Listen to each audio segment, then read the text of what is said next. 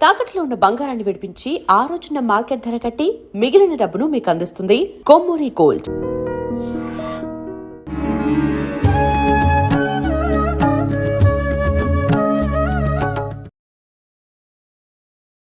నమస్కారం, welcome to I dream. ధర్మ మార్గం విత్ విజిత కార్యక్రమానికి స్వాగతం. ప్రస్తుతం మనతో పాటు ఉన్నారు అగస్త్య స్పిరిచువల్ ఆర్గనైజేషన్ వ్యవస్థాపకులు క్రియాయోగి ఆదూరి ఉదయ్ భాస్కర్ గారు. ఇప్పుడు వారితో మాట్లాడతాం. నమస్కారం అండి. నమస్కారం అండి. లలితా సహస్రనామాల పారాయణం చేయటం వల్ల మనకున్న ఇబ్బందులన్నీ తొలగిపోతాయి అని చెప్పి, అంటే ఒక్కొక్క నామం కూడా ఒక్కొక్క పరిహారమే, అంటే ఒక్కొక్క ఇబ్బంది కానివ్వండి, ఒక్కొక్క కోరిక తీరడానికి కానివ్వండి పరిహారం లాగా పనిచేస్తుంది అని చెప్పి ఎంతవరకు వాస్తవం? ఓం శ్రీ గురుభ్యో నమః. శ్రీమాత్రే నమః. అమ్మవారు అంటే యా దేవి సర్వభూతేషు శక్తి రూపేణ సంస్థిత నమస్తస్తే నమస్తస్తే నమో నమః. ఈ యావశక్తి అంతా ఇప్పుడు మన కంటికి కనిపిస్తున్న ఈ ఎలక్ట్రికల్ పవర్ అంటున్నాం. ఇది ఎక్కడి నుంచి వస్తుంది? జలం నుంచి వస్తుంది. ఈ పంచభూతాల నుంచే వస్తుంది ఏదైనా. భూమి, జలము, అగ్ని, వాయువు, ఆకాశమే 5 ఎలిమెంటల్ బాడీ. మనం కంటికి కనిపించే ప్రపంచం అంతా 5 విభాగాలుగా ఉంది. అందుకని అందులో అన్నిట్లోనూ శక్తి ఉంది. శక్తి లేనిది ఎందులోనూ లేదు. కొన్ని కనిపించేలా ఉంది, కొంత కనిపించకుండా ఉంది, అంతే. అందుకని మనకి తల్లి లాంటిది అమ్మ. ప్రకృతినే తల్లి అంటారు. అందుకని ఆ అమ్మని ప్రార్థించడం లలితా సహస్రనామ స్తోత్ర ప్రకారంగా. అందుకని ఆ లలితా సహస్రనామ స్తోత్రాల్లో చింతామణి గృహాంతస్థ పంచబ్రహ్మస్మిత అనేది ఉంది. ఆ నామం ఏంటంటే మనకి ఈ గృహంలో ఉండేటువంటి గృహ దోషాలు, ఏవైతే గ్రహ దోషాలు కానీ వాస్తు దోషాలు కానీ ఎవరో మరి వాళ్ళు చెప్తారు, చెప్పినప్పటి నుంచి మన మనసులో అదే లాగుతూ ఉంటుంది. అందుకని దీని పరిష్కారం ఆ నామంలో ఉంది. చింతామణి గృహాంతస్థ పంచబ్రహ్మాసన స్థిత అనేటువంటి 22వ నామంలో శ్లోకంలో.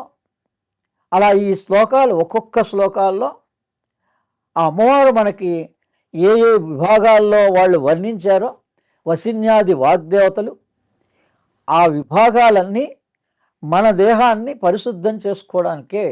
అందుకని మనకి ఎక్కడైతే ఇబ్బంది వస్తుందో దేహంలో, లేదా గృహానికే ఇబ్బంది వస్తుంది, అందుకని ఇది అనమాట. ఇది గృహానికే ఇబ్బంది వస్తే. అలానే మహామాయా క్రమారాధ్య మహాభైరవ పూజిత అని 56వ శ్లోకంలో ఉంది లలితా సహస్రనామ స్తోత్రాల్లో. దీంట్లో నిగూఢంగా మనకి లొంగనటువంటి దీర్ఘకాలిక రోగాలకి సమాధానం ఉంది ఖచ్చితంగా. అదే మనం ఆ భావనతో ఆ అమ్మవారిని గనక ఈ లలితా సహస్రనామ స్తోత్రంలో ఈ ఒక్క నామాన్ని ప్రతిసారి రిపీట్ చేసుకుంటూ ఉండాలన్నమాట చదివినప్పుడు. లేదు ఆ ఒక్క లైన్, ఆ 2 చరణాలని 108 సార్లు చదువుకోవచ్చు. అంటే ఎట్లా చదివినా ఇవి అమ్మ దగ్గర మనం తల్లిగా భావించి మన కష్టం ఏదో మనం స్పష్టంగా చెప్పుకోవడమే. అమ్మ ఎవరు? శ్రీ సూక్తంలో ఉంటుంది. అసలు ఈ దేవతా శక్తి ఎవరు? వనస్పతి స్తవ వృక్షోద బిల్వ. వృక్షమే ఆ బిల్వ వృక్షం అమ్మవారు. బిల్వ వృక్షం ఈశ్వరుడు అని చెప్తున్నాం. అందుకని మనకన్నా ముందు ఎవల్యూషన్లో ఏమున్నాయండి? ముందు ఖనిజాలు, తర్వాత వృక్షాలు, దాని తర్వాత జంతువులు, దాని తర్వాత మనుషులు. అందుకని మనకి 2 ఎవల్యూషన్ మధ్యలో జంతువుల తర్వాత జంతువునాం నరజన్మ దుర్లభం అని మరి ఆదిశంకరాచార్యులు ఏం చెప్పారంటే ఆ జంతు లక్షణాలు ఈ మనుషుల్లో ఉన్నాయి. వాటిని మనం నివారించుకోవాలి. కానీ వాటికన్నా ముందేముంది? వృక్షాలు ఉన్నాయి. అందుకని వృక్షాలు చూడండి, ఒక్కోటి 1000 సంవత్సరాలు ఉంటాయి. మన ఆయుష్యం 100 సంవత్సరాలు లేవు. అందుకని వృక్షమే తల్లి. అలా ప్రకృతిని మనం ఈ లలితా సహస్రనామ స్తోత్రం ద్వారా అమ్మని స్పష్టంగా శ్రీమాత్రే నమః అనుకొని అక్కడి నుంచి ఆరంభం చేసుకొని చివరికి ఏం చెప్తోంది, ఏం చూపిస్తోంది మనకి? శివశక్త్యైక్య రూపిణి లలితాంబికాయే నమః. అంటే అమ్మవారు ఎప్పుడు కూడా ఈశ్వరుడితో కలిసి ఉంటుంది. అర్ధనారీశ్వరుడు అంటే ఎవరు అసలు అమ్మవారు? ఈ ఇడా పింగళనే యోగరహస్యం అన్నారు. అందుకని అది ఎవరు? ఎడమ భాగం అమ్మవారు, ఎడమనాడి, కుడినాడి పురుష స్వరూపం. ఈ రెండు మారే సమయమే సంధ్యా సమయం. అందుకని ప్రతిరోజు సంధ్యా సమయంలో మనం గమనించవచ్చు. ఆ మార్పు జరిగే సమయంలో పట్టుకోగలిగితే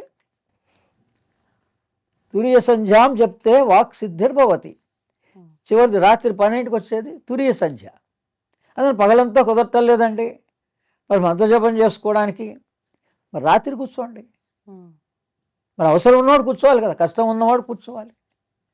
రాత్రి కూర్చొని అప్పుడేంటి ఆ సంధ్యా సమయంలో మన మనస్సు నిలుస్తుంది. ఉదయం కన్నా ప్రాణం పైకి వెళ్తూ ఉంటుందండి. ఉదయం 6 గంటల నుంచి మూలాధారం నుంచి 6-7 గంటల పాటు కింద ఉంటుంది. ఆ తర్వాత హృదయంలో 8 గంటలకు వస్తుంది సాయంత్రం పూట. ఆధ్యాత్మికమైన ఈ పారాయణలు కానీ ఇవన్నీ కూడా అమ్మవారు నవరాత్రులను రాత్రిపూట పెట్టింది. అంటే అర్థం ఏంటి, మీరు సాయంత్రం 8 గంటల నుంచి ఏ ఆధ్యాత్మిక స్తోత్రాన్నైనా లలితా సహస్రనామాన్నైనా శ్రద్ధా విశ్వాసంతో ఆచరించుకోండి. లేదు సమయం ఇంకా కుదరలేదండి అప్పటికి కూడా అంటే అర్ధరాత్రి కూర్చోండి, ఒక్క అరగంట సేపు కూర్చోండి, ఆ లలితా సహస్రనామం పారాయణ చేయండి.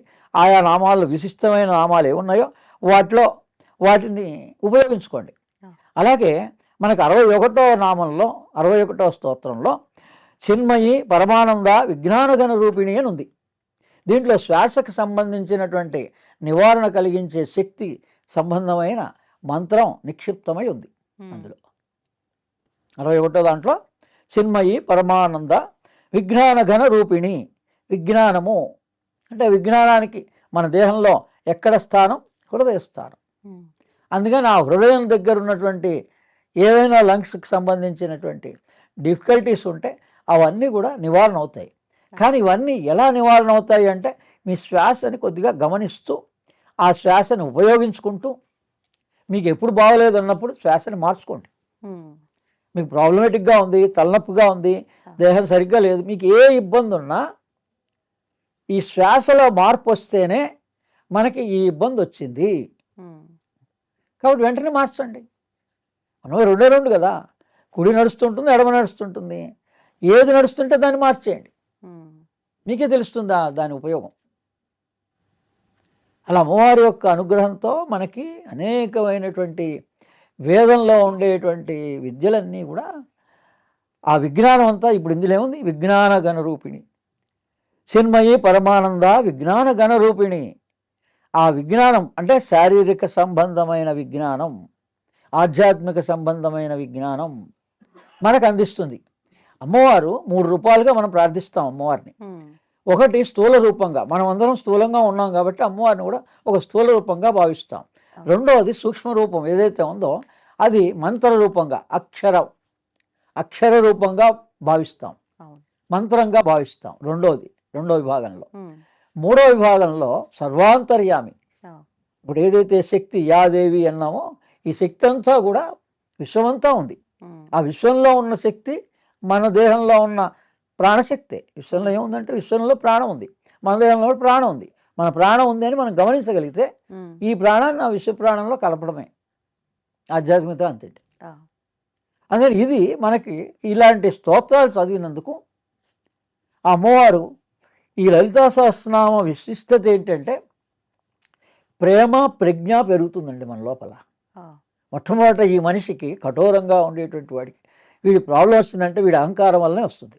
అందుకని మన అహంకారం కొంత తగ్గి మనం తెలుసుకొని మనం సన్మార్గంలో వెళ్ళాలంటే ఈ స్తోత్రం ఎలా పనిచేస్తుందండి అని మీరు అడిగితే దానికి ఇది ప్రామాణికంగా ఈ రకంగా పనిచేస్తుంది ఖచ్చితంగా. ప్రేమతత్వం, ప్రజ్ఞ, ప్రేమ రెండు పెరుగుతాయి. ప్రజ్ఞము ఎక్కడుంది? మనస్సు పైన బుద్ధి, బుద్ధి పైది ప్రజ్ఞ అంటారు. లోపల ఇంటెలిజెంటే, ఇన్స్టెంట్గా వస్తూ ఉంటుంది చూడండి కొంతమందికి, చూడంగానే గ్రహించగలుగుతారు. అటువంటి తెలివితేటలన్నీ మనకు కూడా వస్తాయి అమ్మవారిని ఆశ్రయిస్తే. అదే ఇలా ఒక్కొక్క నామంలో అనేక రకాలుగా. ఇప్పుడు ఇంకోటి ఉంది, జన్మ మృత్యు జరా వ్యాధి. అసలు మొత్తం మన అన్ని రకాల సమస్యల్ని ఒక 4 భాగాలుగా మనం కనుక తీసుకుంటే వేదమే మనకి చెప్పింది. అసలు మానవుడికి ఏం సమస్యలు ఉంటాయి? ఈశ్వరుడిని బ్రహ్మే అడిగాడు. ఈ జనులందరూ కూడా, ఈ జీవులంతా ఇలా జన్మ మృత్యు జర వ్యాధులతో బాధపడుతున్నారు, వీటికి నివారణ ఉపాయం చెప్పు అని అడిగాడు. అందుకని అది లలితా సహస్రనామంలో ఎక్కడుంది? భవానీ భావనాగమ్య భవారణ్య కుటారిక. భవానీ భావనాగమ్య భవారణ్య కుటారిక అంటే ఠ అనేటువంటి శబ్దంలో ఈ రుద్రమంత్రం ఉంది. అందుకని అమ్మవారు శివశక్తి రూపిణి. అందుకని అమ్మవారు అయ్యవారు కలిసినటువంటి మంత్రం ఇది. కాబట్టి ఈ ఇద్దరు కలిస్తే ఏమవుతుంది? జన్మ మృత్యు జర వ్యాధులన్నీ సర్వ నివారణ. ఈ జన్మతోటి మోక్షం వచ్చేస్తుంది. వాళ్ళని అంతగా నమ్మి అంతగా విశ్వాసంతో ఉంటే ఆయా స్తోత్రాలని కనుక మనం ఉపయోగించుకుంటే మనకి మరణ భయం పోతుంది. ఈ మొత్తం అంతా భయమే, మృత్యువు భయం పోతుంది. ఖచ్చితంగా ఈ లలితా సహస్రనామ పారాయణ అంత విశిష్టమైనది. ఈ విధంగా చాలా అనేకమైన ఒక్కొక్క దాంట్లో ఒక్కొక్క నామాల్లో ఆ వర్ణించినటువంటి దాంట్లో మన పుస్తకం తీసుకొని వరుసగా చదువుతూ ఉంటే మనకే తెలుస్తూ ఉంటాయి ఎలా ఉపయోగించుకోవచ్చు. ఇలా ఇప్పుడు 3-4 రకాలుగా మనకు కావాల్సినటువంటి ఉపయోగాలు ఇందులో ఉన్నాయి అని ప్రామాణికంగా చెప్పడం జరిగింది. ఇది గురుముఖత వెళ్తే మంత్రం కూడా ఇస్తారు. నా దగ్గర దాకా వస్తే మంత్రం కూడా ఇస్తాం. అలాగే ఇందులో సంతాన ప్రాప్తి కోసం కూడా ఒక మంత్రం ఉంది. సృష్టికర్తి, బ్రహ్మరూప, గోప్తి, గోవింద రూపిణి ఉంది కదా నామం. అది 63వ నామం శ్లోకం. అందులో ఏముంది? సృష్టికర్తి, సంతాన ప్రాప్తి కలగాలంటే ఈ చరణాన్ని 108 సార్లు చదువుకోవచ్చు. ఇందులో మంత్రం ఉంది, గోపాల మంత్రం ఉంది, అమ్మవారి మంత్రాలు ఒక్కొక్క గురువుకి ఒక్కొక్క రకంగా దర్శించబడ్డాయి. ఏవైనా అందుకని వాళ్ళు అవసరమైన వాళ్ళు మనల్ని సంప్రదిస్తే వాళ్ళకి గురుముఖత లేదా వాళ్ళకి తెలిసిన గురు ద్వారా మంత్రాలని స్వీకరించి 2వ విభాగంలో మనం అమ్మవారిని తృప్తిపరుస్తూ మన దేహంలో కావాల్సిన మన ప్రయోజనాల్ని ఇలా సంతాన ప్రాప్తి కోసమని ఈ అమ్మవారు ఏం చేస్తుంది? సృష్టి స్థితి లయ తిరోధాన వమనము అంటారు. వమనం అంటే అనుగ్రహం చివరిది. అంటే ఏ అనుగ్రహం అయితే ఈశ్వరుడి ద్వారా అమ్మవారి ద్వారా కలగాలో ఈ నామం కనుక మనం బాగా ప్రతిసారి ప్రతి చరణంలో మొదట లేదా ఈ ఒక్క చరణాన్నే 108 సార్లు మన ఇష్టం అమ్మాని ప్రార్థించి నా అవసరం ఇది ఉంది, నా కష్టం ఇది ఉంది, నువ్వు తీరుస్తావని నమ్మకం నాకుంది అని ఏ భగవత్ స్వరూపాన్నైనా భావించవచ్చు. మామూలుగా అయితే అందులో నామాల్లోనే వస్తుంది కదా. శ్రీమాత శ్రీ మహారాజ్ఞి శ్రీమత్ సింహాసనేశ్వరి చిరగ్నికుండ సంభూత దేవకార్య సముజ్జత ఉజ్జద్భాను సహస్రాభ చతుర్బాహు సమన్విత. 4 బాహువులతో ఉంటుంది అమ్మవారు అని. అలా 4 బాహువులతో ఉన్నటువంటి ఆమెని లలితాదేవిగా భావించి స్థూలంగా ఈ మంత్రం ద్వారా సూక్ష్మంగా మన అవసరాలు ఈ రకంగా సంతాన ప్రాప్తికి కానీ, హృదయంలో ఇబ్బందులు కలిగితే కానీ, ఈ మరణ భయం నుంచి తొలగించుకోవడం కానీ ఇవన్నీ నివారణ చేసుకోవచ్చు. వేదంలోని ఉపనిషత్తులు అసలు మానవాళికి ఏ రకంగా ఉపయోగపడతాయి? తప్పనిసరిగా అండి. మన వాళ్ళు పూర్వీకులు పెద్దలు అందరూ కూడా యావత్ ప్రపంచంలో జరిగేటువంటి ఈ సైంటిఫికల్గా రీసెర్చ్ కానీ ఇవన్నీ కూడా మన మూలం మన దగ్గరే ఉంది, వేదం మన దగ్గరే ఉంది అన్నారు. నిజంగానే మన దగ్గరే ఉంది. వేదం 108 ఉపనిషత్తులుగా అవైలబుల్ అవుతోంది ప్రస్తుతానికి. అంటే ఇది శ్రీరామచంద్రుడి ద్వారా ఆంజనేయ స్వామి అందింది, ఆంజనేయ స్వామికి అందింది అనమాట ఈ వేదం. అందరి వేదాన్ని సూర్యుడి ద్వారా ఈ శ్రీరామచంద్రుడి ద్వారా ఆంజనేయ స్వామికి 1008 ఉపనిషత్తులుగా అందింది వేద సారాంశం. 4 వేదాలండి మనకి. ఋగ్వేదం, యజుర్వేదం, సామవేదం, అథర్వణ వేదం. ఈ 4 వేదాలు. ఈ 4 వేదాల్లో కూడా మనకు ఒక సన్యాసాశ్రమానికి సంబంధించిన విధి విధానాలు, వాటి ప్రాముఖ్యతని తెలియజేసే 17 ఉపనిషత్తులు ఉన్నాయి. అలాగే ఈ సన్యాసాశ్రమం అయిపోయిన తర్వాత వేదాంతపరమైనటువంటి విజ్ఞానాన్ని అందించేటువంటి ఉపనిషత్తులు కొన్ని ఉన్నాయి. తర్వాత శైవ సంబంధమైనటువంటి ఉపనిషత్తులు కొన్ని ఉన్నాయి. అమ్మవారికి సంబంధించిన శాక్తేయానికి సంబంధించిన ఉపనిషత్తులు కొన్ని ఉన్నాయి. వైష్ణవాచారానికి సంబంధించిన ఉపనిషత్తులు ఉన్నాయి. ఇవన్నీ ఎవరు రాశారండి? మళ్ళీ వేదవ్యాసులే కదా రాసింది. మరి వాళ్ళు భేదాన్ని ప్రకటించటం లేదు.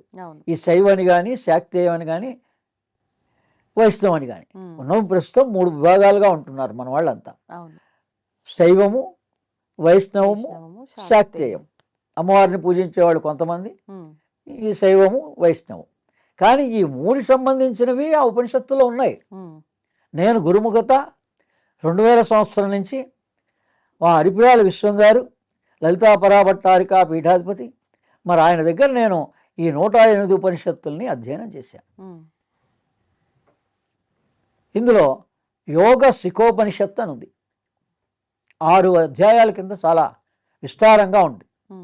అందులో మనకి ఈ జన్మ మృత్యు జరా వ్యాధి గురించి సాక్షాత్ బ్రహ్మే ఈశ్వరుని అడిగాడు, అసలు ఇలా ఈ వ్యాధులన్నింటినీ ఎలా తొలగించుకోవచ్చు, వీటి నివారణోపాయాలు ఏంటి అంటే, ఈ మనుషులకి మామూలుగా వేదంలో ఉన్నది నివారణోపాయాలు ఏ విధంగా ఉన్నాయంటే, వటువు అంటే బ్రహ్మచారి, ఈ బ్రహ్మచారి గాయత్రి మంత్రాన్ని చేయొచ్చు. గృహస్థు పంచదశి షోడశి మంత్రం చేసుకోవాలి. అలాగే వానప్రస్థ ఆశ్రమం స్వీకరించిన వాళ్ళు ఉన్నారు, వాళ్ళు యతీశ్వరులు. యతీశ్వరులు అయితే ఓంకారం చేయొచ్చు.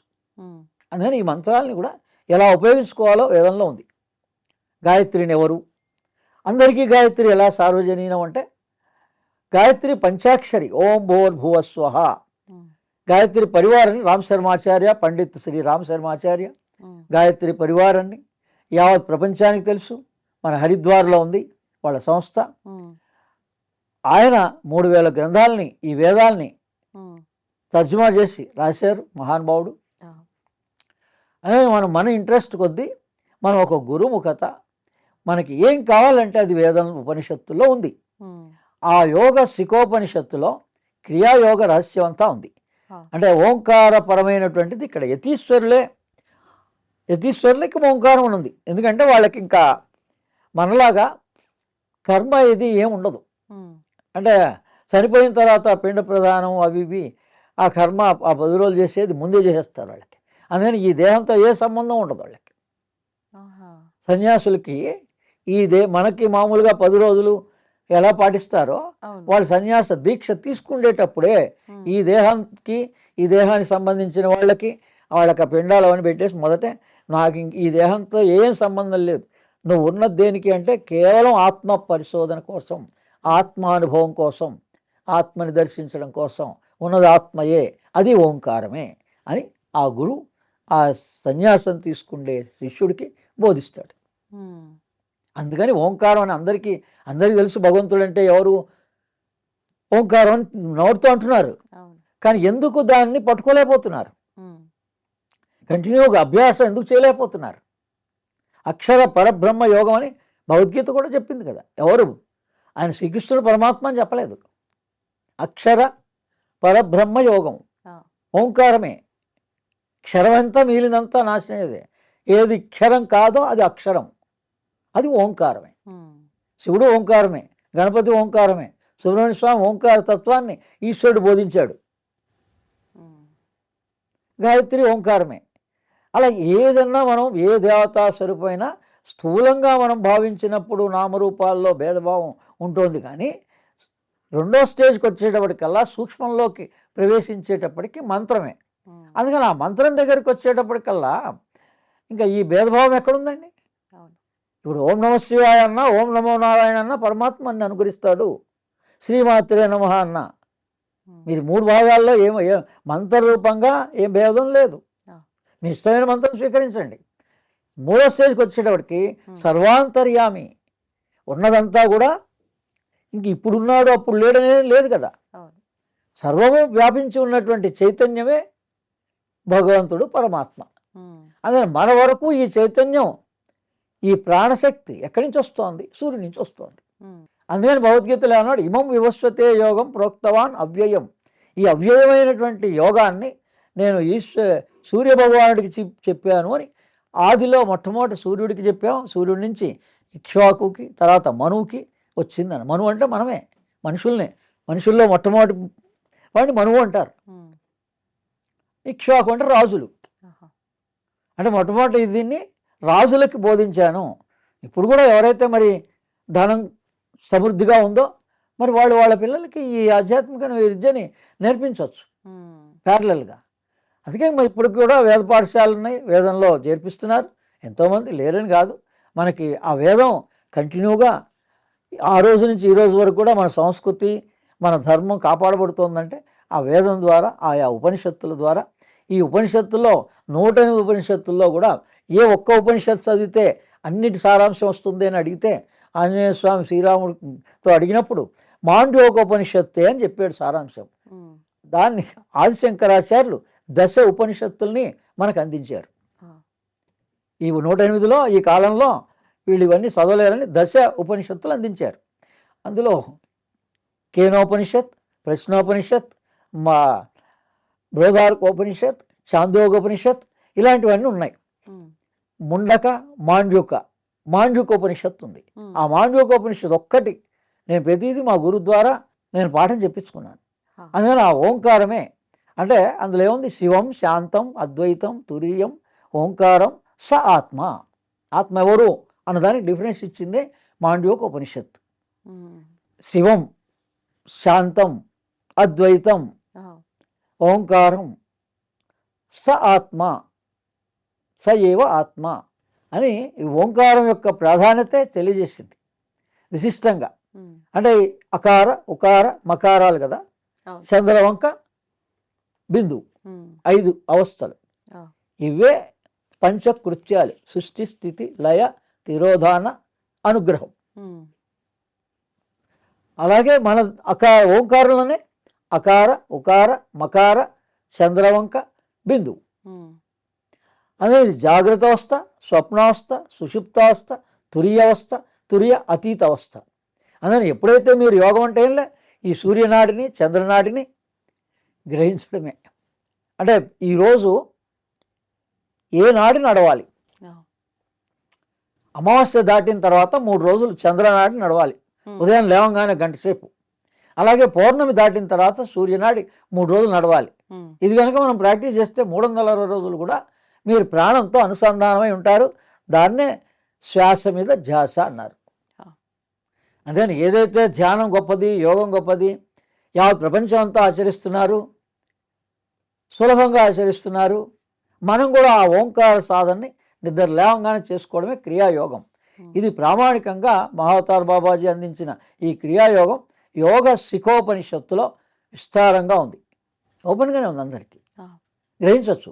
అంటే ఓంకార సాధనని ఎలా ఆచరించాలని ఒక మంత్రం మొదట గురు ద్వారా తీసుకొని ఆ మంత్ర సాధన చేశాక ఈ ఓంకారం చేసుకోవచ్చు. తెలియడానికి అందరూ ఓపెనే ఉంది. మరి ఎందుకు చేసుకోవటంలో, ఎందుకు అనారోగ్యాలతో ఉంటున్నారు అని చెప్పాం కదా. ఎవరెవరికి ఏ ఏ మంత్రాలు ఎలా ఉండాలో, వటుడికి గాయత్రి, గృహస్థికి బాల పంచదశి షోడశి, అలాగే యతీశ్వరులకి ఓంకారం. ఈ రకంగా ఈ వేదంలో ఆయా నియమాలు ఉన్నాయి. అది మనకు అన్ని 108 ఉపనిషత్తులు అవైలబుల్ ఉన్నాయి. 3 గ్రంథాలుగా మనకి అందించారు. అవి 3 భాగాలుగా ఉంటాయి, 3 మూల గ్రంథాలుగా ఉంటాయి. దానికి వ్యాఖ్యానాలు రాశారు. అందుకని ఆ ఎక్స్ప్లెనేషన్స్ని మనకు కనుక చదువుకోవచ్చు. ఈ 10 ఉపనిషత్తులకైతే ఎక్స్ప్లెనేషన్స్ ఉన్నాయి. ఇలాంటి వాటికి మేము గురుముఖత తీసుకున్నవి వేరే ఉన్నాయి, వేరే ఉపనిషత్తులు ఉన్నాయి. అది బయట అవైలబుల్ ఉండవు. అంటే మూల గ్రంథంలో మీరు చదువుకోవచ్చు, కానీ సపరేట్గా దానికి బుక్కు మీరు సెర్చ్ చేస్తే దొరకదు. ఇది గురుముఖత విద్య. ఎవరికి ఇంట్రెస్ట్ ఉందో వాళ్ళు క్రియాగా నేర్చుకునేవాళ్ళు నా ద్వారా నేర్చుకోవచ్చు. ఆన్లైన్ క్లాసెస్ ద్వారా నేర్చుకోవచ్చు. అగస్త్య స్పిరిచువల్ ఆర్గనైజేషన్ అనే దాన్ని వెబ్సైట్లోకి వెళ్తే మీకు అన్ని వివరాలు కనపడతాయి. ఇది నేను ప్రామాణికంగా మా గురు ద్వారా ఈ వేదాన్ని ఉపనిషత్తుల సందేశాన్ని గ్రహించాను. ధన్యవాదాలు.